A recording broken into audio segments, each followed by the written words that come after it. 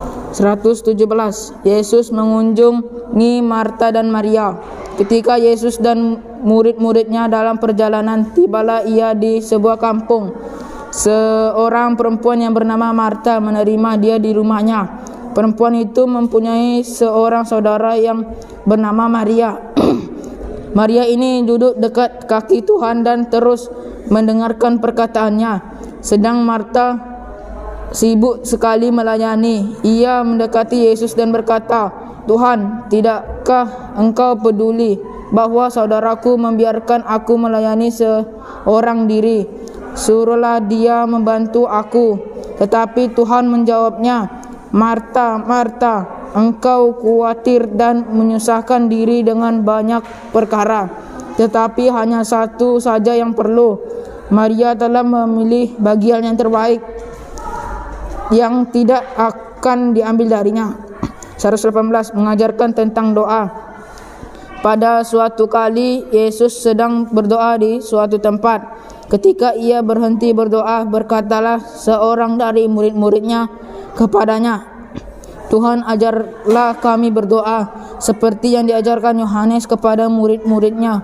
Jawab Yesus kepada mereka, "Apabila kamu berdoa, katakanlah, Bapa, dikuduskanlah namamu, datanglah kerajaanmu, berikanlah kami setiap hari makanan yang secukupnya, dan ampunilah kami akan dosa kami, sebab kami pun mengampuni setiap orang yang bersalah kepada kami. Dan janganlah membawa kami ke dalam pencobaan."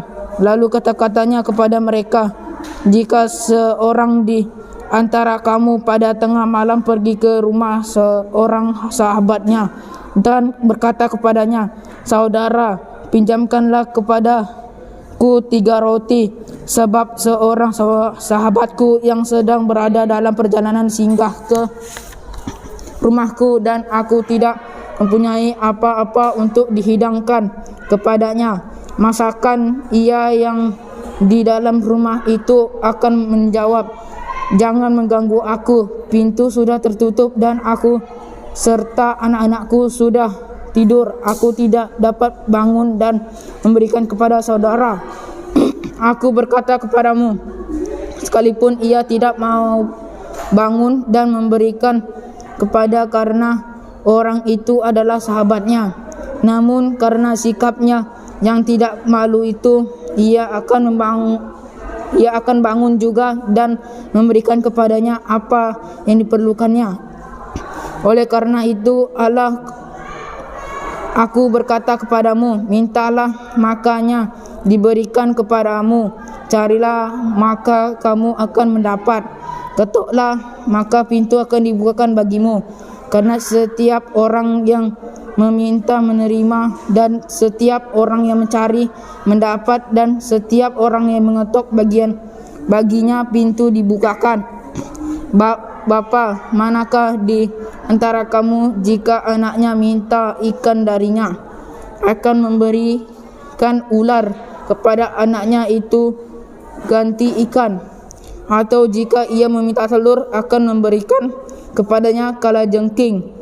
Jadi jika kamu yang jahat tahu memberikan pemberian yang baik kepada anak-anakmu, apabila Bapamu yang di sorga, ia akan memberikan Roh Kudus kepada mereka yang meminta kepadanya."